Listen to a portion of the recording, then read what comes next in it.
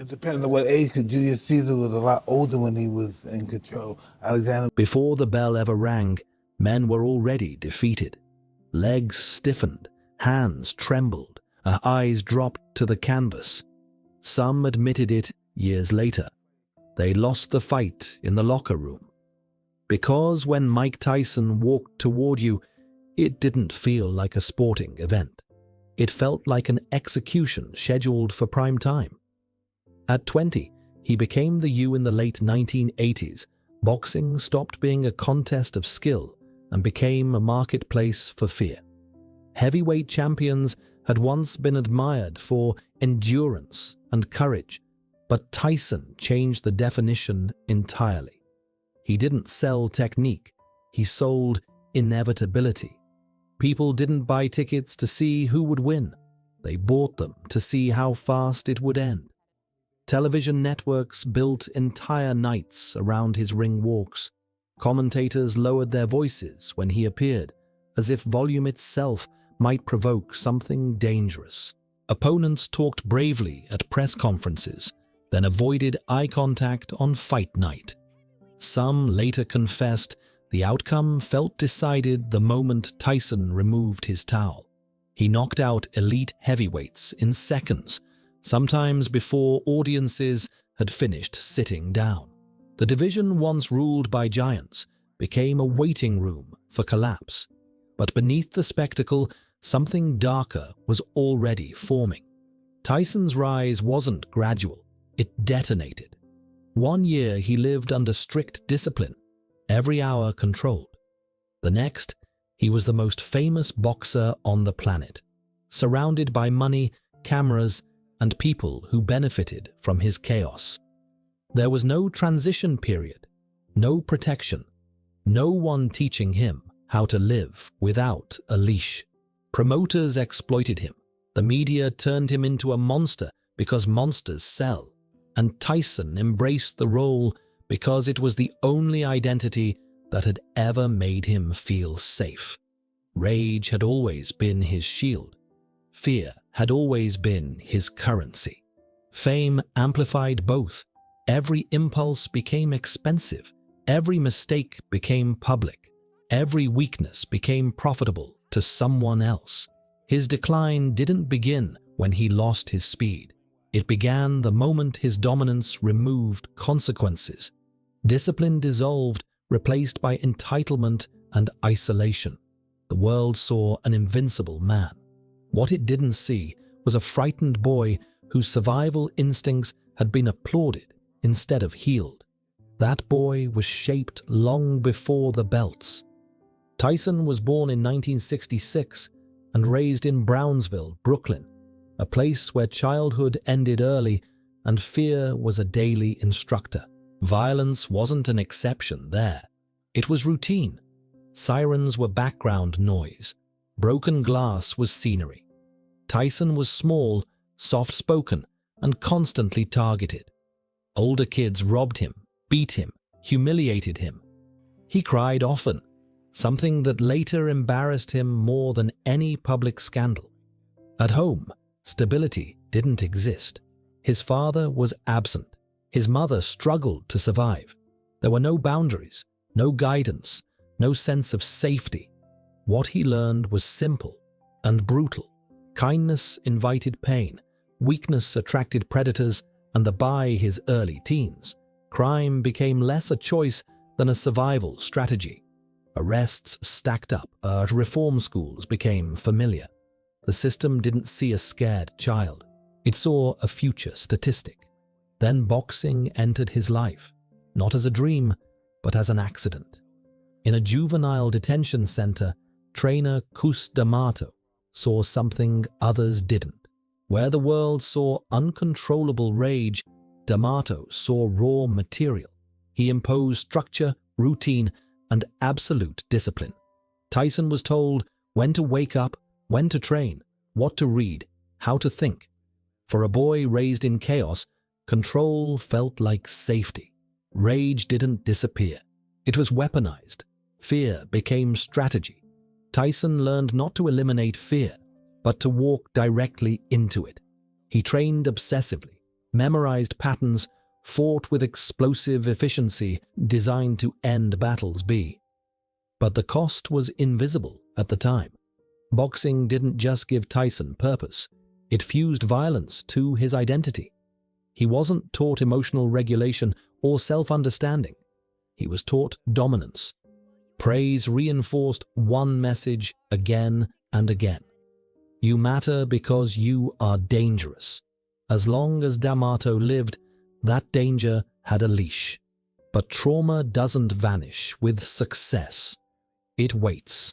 And when the man who controlled the monster was gone, the monster stood alone, powerful, uncontained, and finally free. Under Cus D'Amato's control, fear stopped being chaos and became architecture. Training wasn't motivational, it was authoritarian.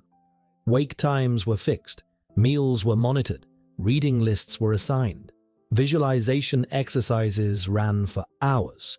D'Amato didn't ask Tyson to believe, he demanded obedience, and obedience saved him. The peekaboo style was drilled until it replaced instinct. Head movement like a metronome, feet cutting angles, punches thrown with full commitment and no hesitation. Every repetition burned one idea into Tyson's mind. Close distance, remove doubt, end it now. Fear was no longer something to escape. It was a signal to advance. The results were immediate and brutal. As a teenager, Tyson dismantled experienced amateurs with frightening ease. As a professional, the pace only accelerated. Fights weren't contests, they were demonstrations. Opponents came prepared with plans and left without memories. The knockouts piled up, many in the first round, some in seconds. Commentators struggled to explain what they were seeing because it didn't resemble traditional heavyweight boxing. It was compact, violent efficiency, pressure without pause, violence without waste. What made Tyson different wasn't just power, it was certainty. He entered the ring convinced the outcome had already been decided. D'Amato reinforced this daily, telling him he was destined, chosen, inevitable. That belief was dangerous, but while discipline held, it was also unstoppable. By 1986, Tyson became the youngest heavyweight champion in history, a milestone achieved not through longevity or patience, but through sheer annihilation. Belts followed, records followed, money followed faster than anyone could manage. And that speed was the turning point. Success arrived before maturity. Wealth arrived before emotional development. Tyson had been trained to dominate opponents, not to navigate freedom. With every win, control loosened. With every payday, new voices entered his orbit. Managers, promoters, hangers-on, all feeding off momentum. Few invested in restraint. The routines softened. The rules bent. The structure cracked. D'Amato's voice, once absolute, was gone, replaced by noise. Tyson responded the only way he knew how, by leaning harder into the persona that had always protected him. Intimidation became identity. Excess became insulation. If fear had kept him safe as a child, it would keep him safe as a champion. But outside the gym, fear no longer had boundaries. Nights blurred, decisions multiplied, consequences felt distant. The very traits that made him unbeatable in the ring, impulsivity, aggression, total commitment, became liabilities everywhere else. The paradox sharpened. The more dominant Tyson became publicly, the less disciplined he was privately. Wins masked erosion. Applause drowned out warnings. Every knockout delayed accountability. And because he could still destroy challenges, no one forced change. The system rewarded spectacle, not stability. This is where the tragedy tilts. The turning point in Mike Tyson's life wasn't a loss. It was a continuation of winning without limits. Power outpaced wisdom. Fame replaced guidance. Control, once imposed from the outside, vanished before it could be internalized.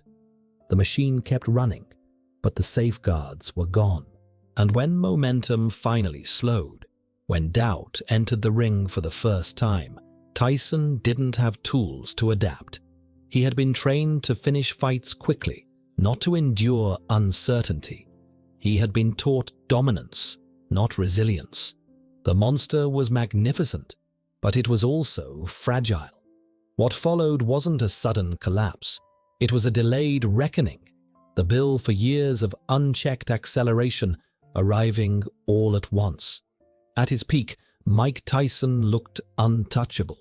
Titles stacked, arenas sold out before posters were printed. Paydays arrived in numbers so large they stopped feeling real. He unified the heavyweight division with a speed and violence rarely seen, knocking out champions as if they were placeholders. Analysts spoke about legacy before he turned 25. The myth was simple and seductive. No one could hurt him, no one could stop him, and no one ever would. But dominance has a hidden flaw. It removes feedback. Tyson didn't need to adapt. He didn't need to reflect. He didn't need to listen. Winning insulated him from consequences, and applause covered the cracks forming beneath the surface. Training camps shortened. Discipline softened. Nights grew longer. The structure that once anchored his life dissolved quietly, replaced by entitlement and isolation. When people tried to intervene, they were replaced.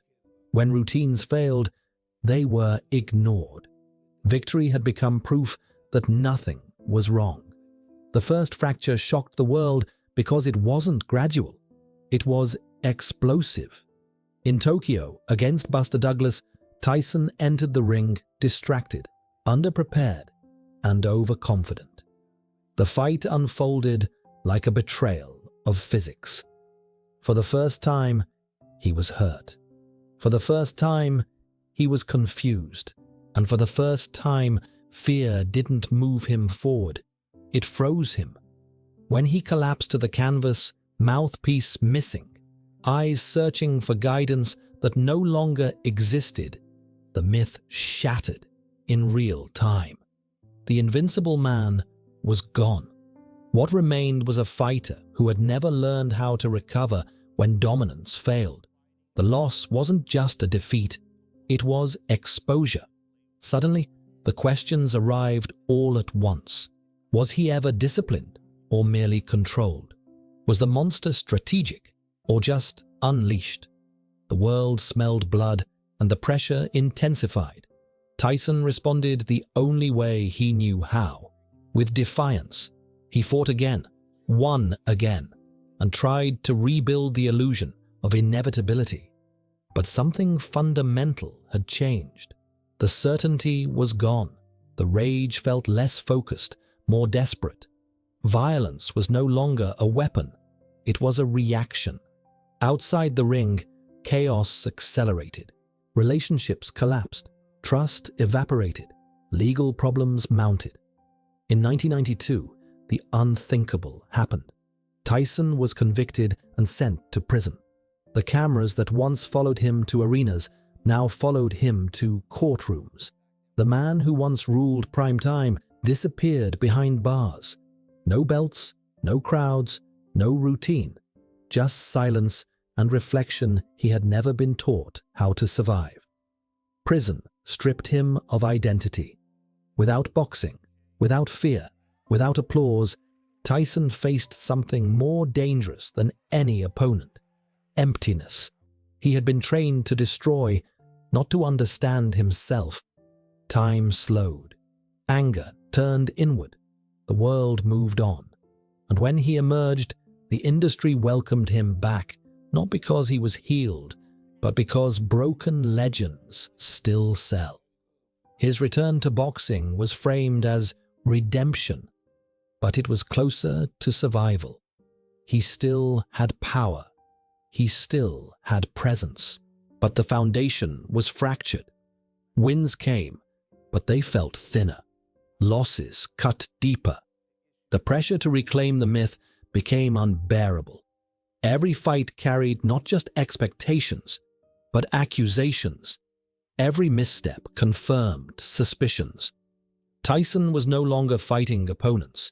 He was fighting history.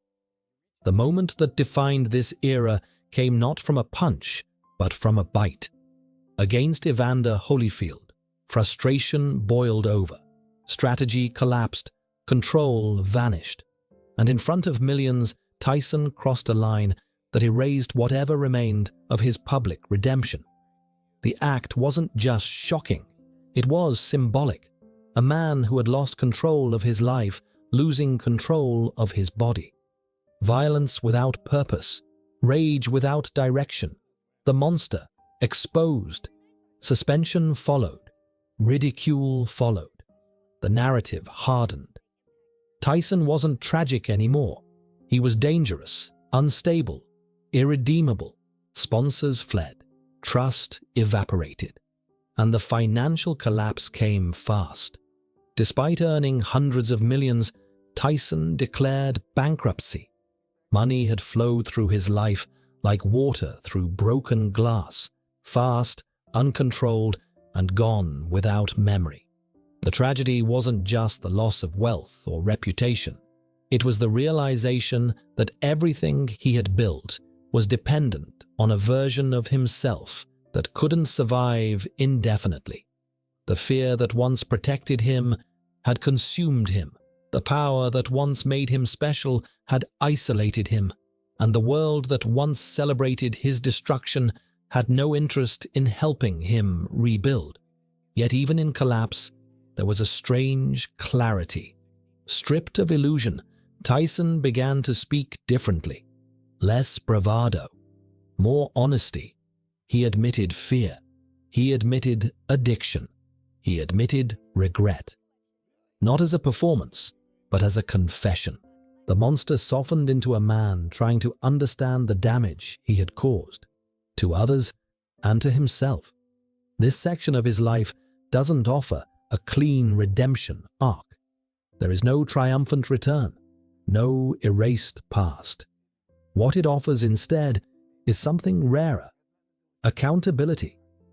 Tyson didn't rewrite history. He carried it. Every scandal, every mistake, every public collapse remained visible. And perhaps that visibility became its own form of punishment and education. Success and tragedy were never separate in his story. They were intertwined. Every victory accelerated the fall. Every fall exposed the cost of victory. Tyson didn't lose because he lacked talent or strength. He lost because no one taught him how to live once fear stopped working. And that may be the most brutal truth of all. Away from the ring, Mike Tyson never learned how to be ordinary, and that became his deepest loneliness. Relationships entered his life the same way everything else did: fast, intense, and without foundations. Love was mistaken for possession, attention for loyalty, chaos for connection. Marriage arrived before emotional stability, and separation followed before understanding ever could. What looked like passion from the outside often masked fear on the inside. Fear of abandonment, fear of silence, fear of being seen without the armor of intimidation. Addiction filled the spaces boxing once occupied. Such substances dulled anxiety but sharpened impulsivity. Money insulated consequences until it couldn't. Trust eroded quietly, replaced by paranoia and volatility. People close to Tyson described a man oscillating between generosity and destruction, capable of tenderness, yet terrified of vulnerability. He wanted family, but didn't know how to build one without control.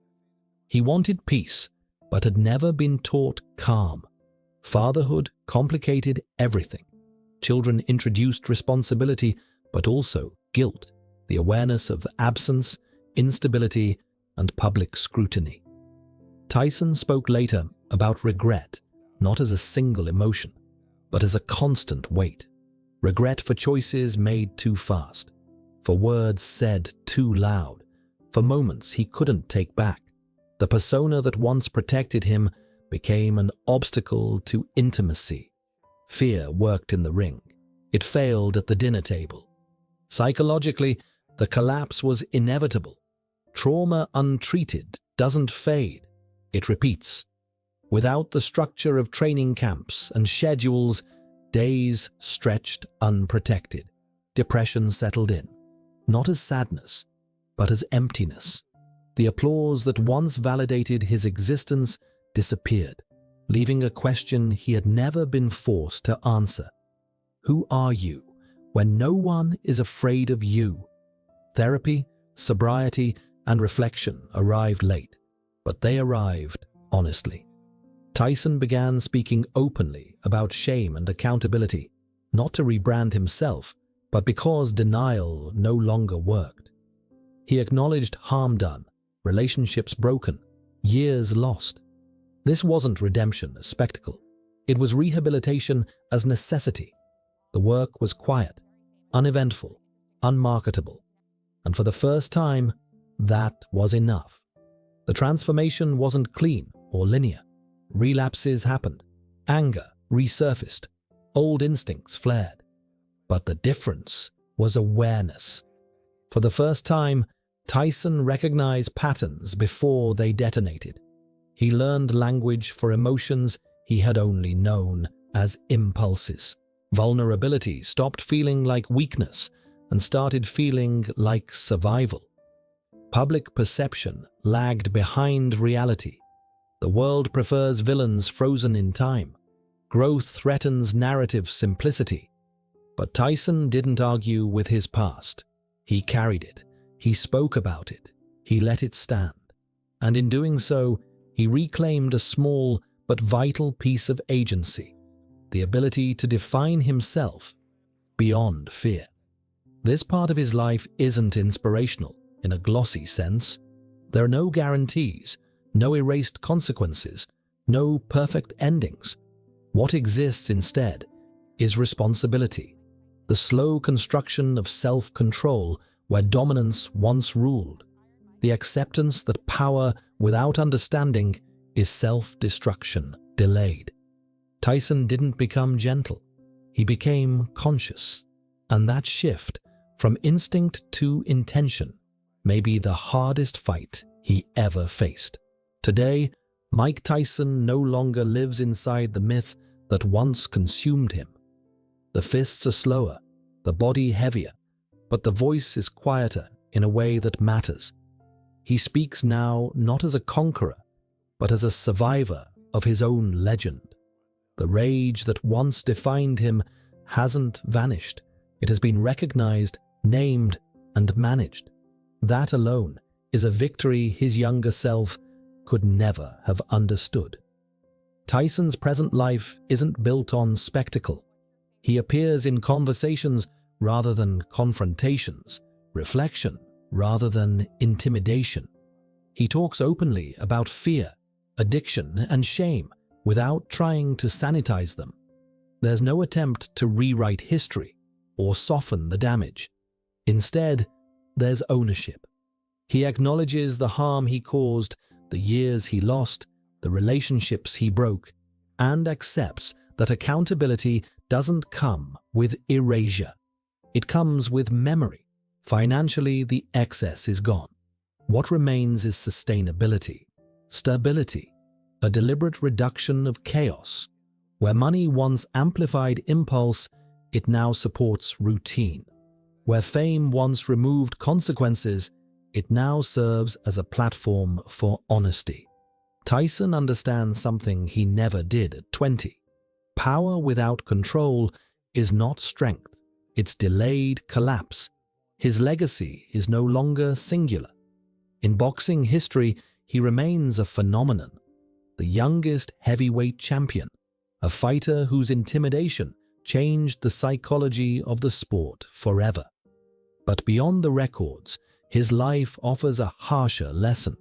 talent can accelerate you faster than character can follow. Fear can protect you until it becomes identity. And dominance, when applauded without restraint, can quietly hollow out the person behind it. This story doesn't end with redemption as victory. It ends with awareness as survival. Tyson didn't escape his past. He integrated it. He learned that healing isn't erasing pain. It's understanding it well enough that it stops controlling you. The most dangerous opponent he ever faced was never in the ring. It was the frightened child inside him who learned too early that violence was safety. And that is the paradox of Mike Tyson. He became the most feared man in the world because fear saved his life. He nearly lost everything because he never learned how to let it go. When the applause fades, when the belts gather dust, when the crowd moves on, what remains is not power. It is self-control. And in the end, that may be the only championship that lasts.